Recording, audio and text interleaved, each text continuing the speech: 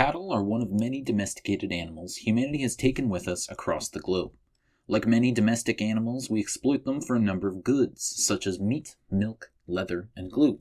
Yet the ways in which we exploit these animals as a resource has changed over time. In this video, we'll focus on the exploitation of cattle during the Roman Republic and Empire, focusing on the ways in which Romans used cattle and how they compare to our uses of cattle today. But first, I think it's important we cover the sources we'll be using to identify biases this information will present, as well as steps taken to avoid certain biases. Apicius, a writer credited for the Roman cookbook De Re Culinaria or De Re Coquinaria.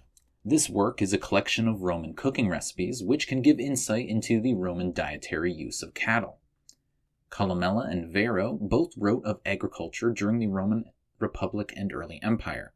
Thus, their writings on cattle farming and farming in general provide information on how and in what ways cattle were exploited.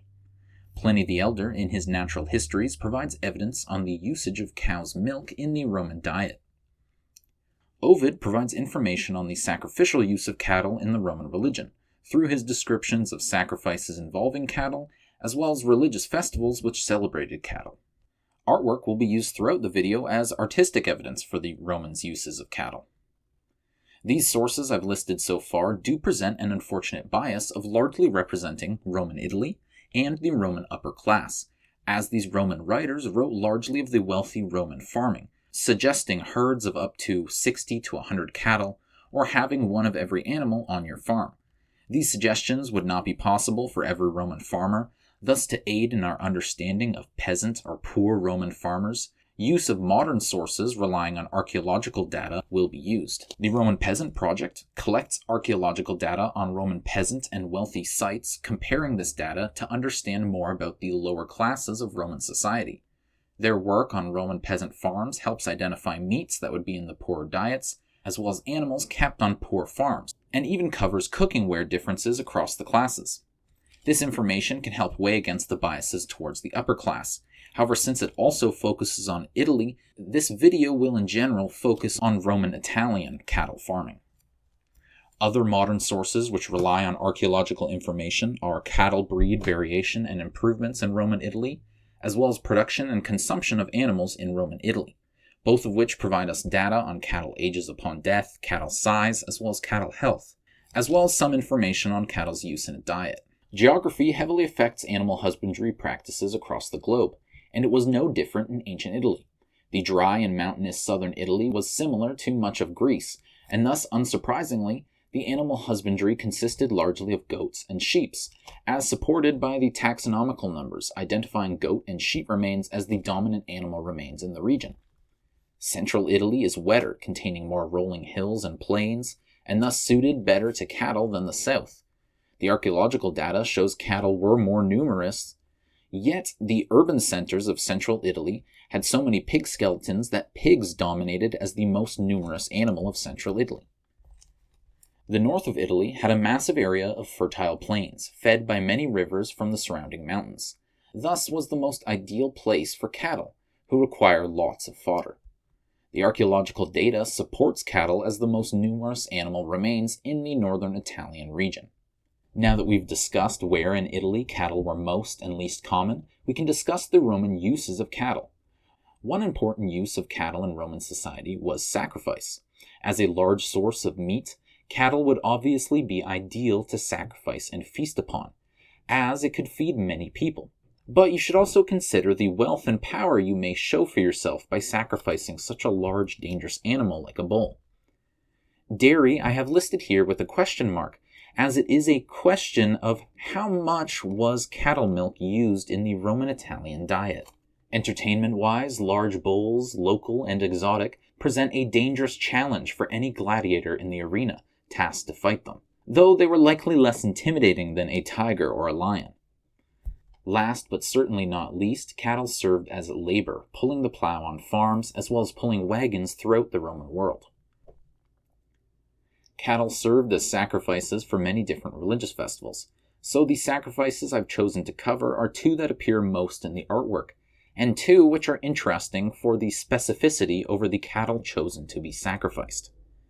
The Suetaralia is the sacrifice of a pig, a sheep, and a bull. This sacrifice appears often in patrician Roman artwork. The Suetaralia is one of the most important public sacred rites. By sacrificing these three animals, land was purified, which may be needed if a temple had been recently destroyed by accident or on purpose. Thus, this sacrifice purified the land before being able to construct a new temple on top. Since it was a sacrifice to Mars, it was also used often in military endeavors, and thus is shown frequently on Trajan's column. The minor Suetaralia is another sacrifice of a cattle, a sheep, and a pig. However, the juvenile counterparts, the calf, a lamb, a piglet, and is used to purify farmland. The sacrifice known as the Sulcus Primigenius appears commonly on Roman coins. They depict Romulus plowing the sacred boundary around Rome's 7 hills, establishing the lines of the walls of Rome. This was said to be done by a yoked bull and cow rather than 2 oxen. We might consider the gender of the cattle in this symbol of the founding of Rome, the 2 cattle which could mate and produce offspring. Perhaps they represent the Latin people of the 7 hills, which Romulus yoked together to form Rome. In this way, cattle and their labor are used as a symbol for man and woman who toil just as the cattle do to produce grain for Rome. This is one of the many connections to man through labor that appears in Roman society. The sacrifice by King Numa, mythical king of Rome after Romulus, is of interest for specifically needing a pregnant cow. The land of Rome had become infertile, and cows were said to be dropping their unripe young. The solution came to Numa in a dream after seeking help from Faunus. Faunus told him that 2 cattle must be sacrificed from 1 cow. Numa didn't understand what this meant, but his wife figured that it must mean a sacrifice of a pregnant cow, which would thus sacrifice 2 cattle from 1 cow. This worked, and the lands of Rome became fertile again. Thus, the sacrifice of a pregnant cow became a fertility ritual for dire circumstances. Another cow sacrifice was that of Quinta Claudia, who was tasked with bringing the cult image of Sibyl, the Magna Mater, to Rome. Claudia was also attempting to clear her name, as she had been accused of being unchaste. As Claudia was returning to Rome, she sacrificed a cow at the river Tiber. This cow was said to know no bull nor yoke, implying both a virgin and unworked cow. Interestingly, the cow seemed to mimic Claudia herself, who was proving herself to be a chaste patrician woman, thus knowing no bull nor yoke, like the cow sacrificed. Dairy does appear in the Roman diet, though it is almost exclusively goat and sheep's milk or cheese.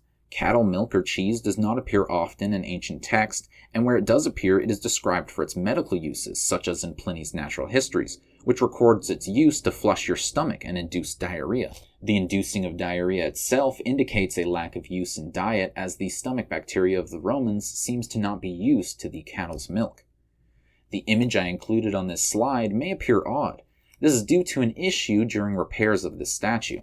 The genitals were incorrectly reconstructed to bull's genitalia instead of a cow's sexual organs. Thus, it is meant to show the milking of a cow and is dated to the second half of the 1st century AD. This could imply some form of cow's milk usage at this time in Roman Italy. Cattle were exploited for entertainment purposes in a number of games and executions in the arenas of Rome. Venatio was a form of mock hunting in the arena, and human fighters specializing in hunting wild beasts fought and killed them. The damnatio ad bestias is an execution via animal, used as a show for the Roman public. This painting is by Henryk Hector Synaradski in the 1800s Poland, and depicts a damnatio ad bestias in which a bull would be tied to a person to drag them across the arena to their death. Animals were also pitted against each other, often tying them together to force them to fight. The inaugural games of the Flavian Amphitheater saw 2 challenges of a bull versus an elephant, one of which fire was involved to pin the animals against one another. Last, but certainly not least, cattle fulfilled a role of labor in Roman society. This labor, especially plowing to produce wheat, seemed to connect cattle and man, and we've already discussed some of the ways cattle have been used as symbolism for Roman people. Though art scarcely shows cattle at work, the Roman agricultural manuals describe many times cattle's use in plowing fields and pulling wagons.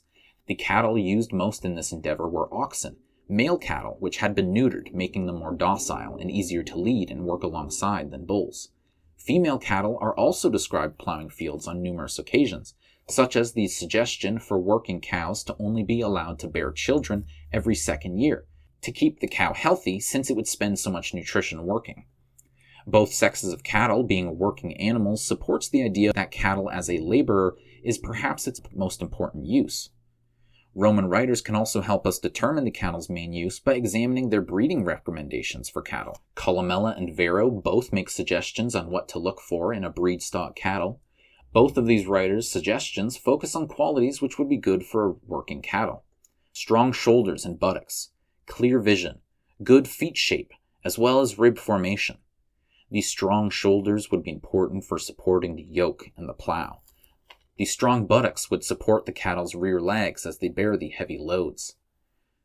The good vision would be necessary to follow the one driving the cattle. The feet supporting the weight of the cattle and the plow would need to be without deformity.